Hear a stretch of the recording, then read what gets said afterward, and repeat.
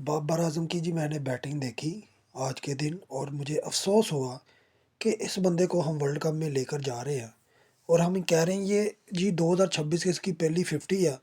बहुत आलीशान 50 है जी। धमाका कर दिया, वन साइडेड मैच जिता दिया। लेकिन वही चीज़ जो पाकिस्तानी टीम में होती थी ना, कि बाबर आजम 60 गेंदें खेल कर 70 मार लेता था, तो बाद में कोई मिडिल ऑर्डर में कोई बैटिंग कर जाता था तो ये हो जाता था कि जी बाबर आजम की वजह से जीते हैं। अगर आप देखें आज का मैच जो जिस बंदे ने जिताया है, उस बंदे का नाम है डेविस, जे डेविस। ये बंदा अगर 15 गेंदों पर 34 रन ना मारता ना, तो जो बाबर आजम की स्पीड थी 46 गेंदों पर, सिर्फ उसने 46 गेंदों पर सिर्फ 58 रन मारा है। अगर कोई मैं अंडर 19 का भी बच्चा पकड़ लूँ तो वो 46 गेंदों पर 50 बड़े आराम से मार सकता है। हर एक बॉल पर एक रन चाहिए, एक अदद चौका लग जाए तो यकीन माने उसकी 50 कंप्लीट हो जाती है। अगर जे डेविस की आपने बैटिंग देखी हो, अगर वो 15 गेंदों पर 34 ना मारता, अगर उसकी विकेट निकल जाती, तो बाबर आजम ने क्या करना था? जब बाबर आजम ने पावर हिटिंग की तरफ जाना था तो यकीन माने वही होना था, इसने पुल मारना था, हवा में बॉल चल जानी थी, बॉलर के हाथ में इसने कैच आउट हो जाना था। बाबर आजम की इस बैटिंग को T20 का नाम नहीं दिया जा सकता। ये उन प्लेयर्स की तौहीन है, यानी कि एब डिविलियर्स हो गया, पॉलर्ड हो गया, क्रिस गेल को देख ले, कितना बड़ा नाम था, लेकिन वो एक टाइम पर वो भी फरामोश हो गया। आज बाबर आजम को सिर्फ देखा जा रहा है कि क्या इसमें दमखम है, तो दमखम नहीं नजर आ रहा। अगर सिडनी सिक्सर को देखा जाए तो अभी तक सिर्फ 2 मैचेस देखे हैं जिसमें कह रहे हैं जी बाबर आजम ने जी 2 50 लगाई हैं। अगर आप पहले मैच में देखें तो पहले मैच में भी बाबर आजम ने मैच नहीं जिताया। जो ये तकरीबन 47 रन से जीते थे, उसमें जे फिलिप था जिसने 57 गेंदों पर 96 रन मारा है। जे फिलिप, ये जो विकेट कीपर था सिडनी सिक्सर का, इसने उधर कितना रन मारा था? 42 गेंदों पर 58। यानी कि ये गेंदें इतनी ले रहा है 50 करने के लिए, यानी कि तकरीबन 38 से 40 गेंदें ये 50 के लिए ले रहा है। ऐसे प्लेयर्स को कौन जाहिल का बच्चा बच्चा है जो ये कहता है ये T20 का प्लेयर है? ना तो ये T20 की परफॉर्मेंस है, ना इसे T20 का प्लेयर कहा जा सकता है। और सबसे बड़ी बात मैं आपको ये बता दूं कि अगर दोनों मैचेस में देखा जाए तो दो बल्लेबाज हैं जिन्होंने अपनी टीम को मैच जिताया, उसमें जे फिलिप, जे डेविस का नाम आएगा, जिन्होंने अपनी टीम को मैच जिताया है, क्योंकि उन्होंने मैच को खींचकर दूर तक लेकर गए हैं। ये बाबर आजम कुछ नहीं है। बाबर आजम ने वही अपनी हल्की फुल्की परफॉर्मेंस दी जो कि वो देता आ रहा है कई 5 सालों से। आप देखें कि इसकी बैटिंग में स्ट्राइक रेट का कोई नामो निशान ही नहीं है। आजकल के प्लेयर्स 150 की स्ट्राइक से खेल रहे हैं, ये भाईजान अभी भी 130 के स्ट्राइक रेट पर है।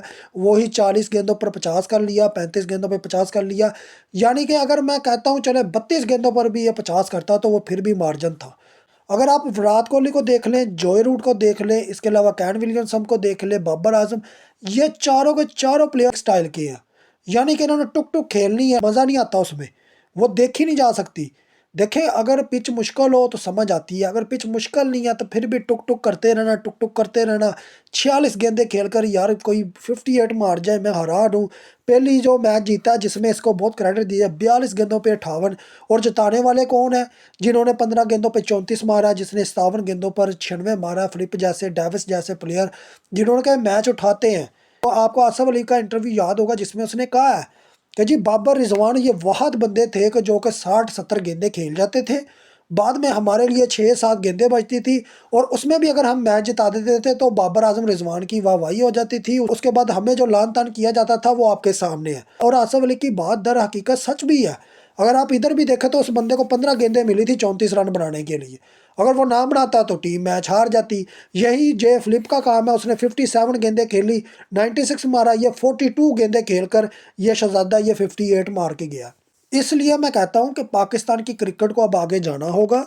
शहनशाह अफरीदी बगोड़ा जो कि बिग बैश छोड़ गया, उससे दूर जाना होगा। रिजवान जिसने अपनी टीम को खुडे लाइन लगाया, विकेट कीपिंग तो पता नहीं कैसी कर रहा है, उसका कोई फ़ायदा नहीं है। जब तक वो बैटिंग नहीं करेगा उसे विकेट कीपर मानेगा भी कोई नहीं, और वो वैसे बैटिंग कर भी नहीं रहा क्योंकि उसका इंटरेस्ट किसी और जगह पे है। अगर वो उस काम में खुश है तो मेरे ख्याल में उसको क्रिकेट से रिजाइन देना चाहिए, वही काम करना चाहिए जो उसे सही लगता है।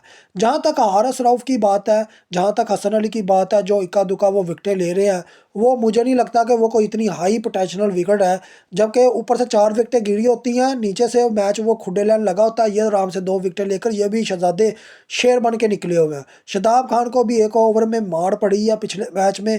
अब वो भाईजान श्रीलंका सीरीज़ खेलने आएंगे, वो हमारे सर पे चढ़ के नाचेंगे जी मेरी ये परफॉर्मेंस है, लेकिन इंटरनेशनल क्रिकेट जैसे ही शुरू होगी, ये मैं आपको लिख के दे देता हूँ, यही बंदे आपको सारे T20 वर्ल्ड कप के अंदर नजर आएंगे। और आपको हैरत नहीं होनी चाहिए कि हम T20 में पहले ग्रुप स्टेज से बाहर क्यों हो गए, हम क्यों जलील हो गए, हमारी टीम क्यों परफॉर्म ना कर पाई। देखे रिजवान तो नहीं आ पाएगा क्योंकि उनका विकेट कीपर तो इन्होंने सलमान खान या खान को ही लेके जाना है, और मोहम्मद हारिस की तो वैसे इन्होंने छुट्टी कर दी है कि वो अब विकेट कीपरिंग नहीं करेगा।